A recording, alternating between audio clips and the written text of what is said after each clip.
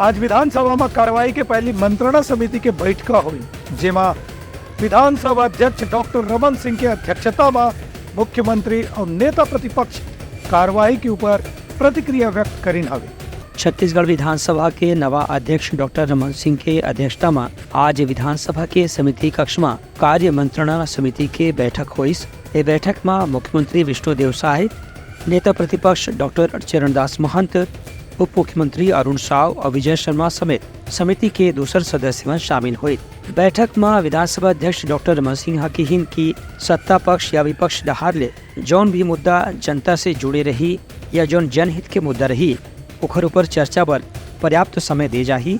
संगे संग ध्यान आकर्षण, स्थगन या कोनो भी विधेयक ला सदन में जब रखे जाही तो ओखर ऊपर महत्व के अनुसार चर्चा पर समय के निर्धारण करे जाही।